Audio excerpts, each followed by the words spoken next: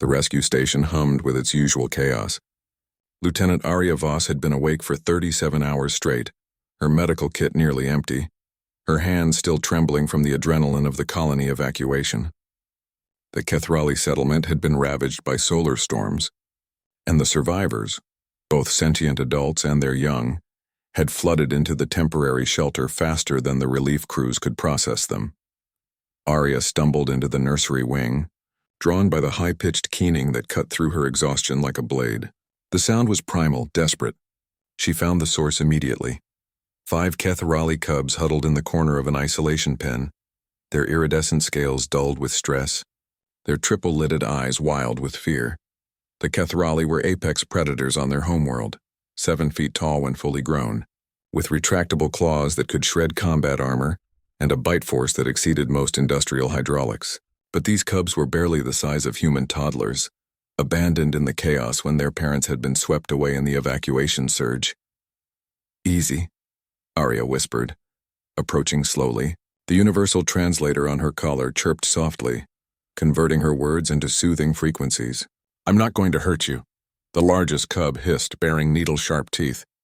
But the smallest, a runt with one damaged wing membrane, didn't retreat. Instead, it watched her with curious liquid eyes. Arya ran her scanner over them. Dehydrated, malnourished, terrified, she set up IV drips with practiced efficiency, her fingers gentle despite their tremor. The cubs resisted at first, but hunger and exhaustion won out.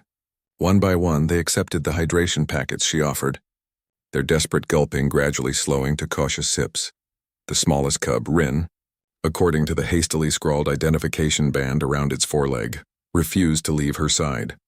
When Arya sat down to adjust the environmental controls, Rin climbed into her lap, tiny claws pricking through her uniform as it burrowed against her chest. "You're brave, aren't you?" Arya murmured, stroking the cub's scaled head. Rin's purring vibration was surprisingly soothing. She meant to stay awake. She truly did. But exhaustion was a weight she could no longer carry. Her eyes drifted closed just for a moment, just to rest them. When Arya opened her eyes again, the light had changed. Morning sun streamed through the shelter's reinforced windows, painting everything in shades of amber and gold. She blinked, disoriented, and realized she was lying on her side on the nursery floor. All 5 cubs were pressed against her. Rin was tucked under her chin, tiny chest rising and falling in deep sleep. The others had arranged themselves along her torso and legs, forming a protective circle. Their scales had regained some of their natural luster, and their breathing was steady, peaceful. Arya's heart clenched. She'd fallen asleep on duty. Worse, she'd fallen asleep surrounded by predator cubs whose parents were missing, whose instincts should have screamed danger at her vulnerable state. But they hadn't attacked. They'd stayed. Movement at the doorway made her freeze. 3 figures stood there, silhouetted against the harsh corridor lights. As her eyes adjusted, she recognized the distinctive armor of the Kethrali elite guard, the most feared warriors in the sector, each one a decorated veteran who'd survived 100 battlefields. The lead guard stepped forward. Commander Thexal, if Arya remembered correctly. His scales were scarred and battle-worn, his eyes the color of molten copper. He was massive, easily 8 feet tall, his presence radiating lethal capability. He was also weeping. Clear, luminescent tears tracked down his scaled cheeks, catching the morning light. The 2 guards flanking him, equally imposing, equally decorated, were in similar states, their shoulders shaking with silent emotion. Arya sat up carefully, trying not to disturb the cubs. Rin mewled softly but didn't wake. "Commander, You slept with our young," Thexal interrupted, his voice rough. The translator struggled with the emotion in his tone. "You a human. You slept beside our cubs. I'm sorry, I didn't mean to fall asleep. I was just... Do you understand what you've done?" The commander's claws flexed, but not in threat. In something else. Something Arya couldn't quite name. She shook her head mutely. "Our species does not sleep communally," Thexal said slowly, as if each word cost him. "We are apex predators. We are solitary by nature. Even as cubs, we sleep apart, always alert, always ready to fight or flee. It is instinct. It is survival." He paused, wiping at his face with the back of his massive hand. "But our young chose to sleep beside you. They trusted you enough to lower their guard completely. One of the other guards spoke up, her voice breaking. My daughter, the one by your feet. I thought I'd lost her in the evacuation. I thought I'd never see her again. They shouldn't have been able to sleep, the third guard added. Not in a strange place. Not without their parents. Not surrounded by the scent of an alien species. But you... He gestured helplessly at the scene before them.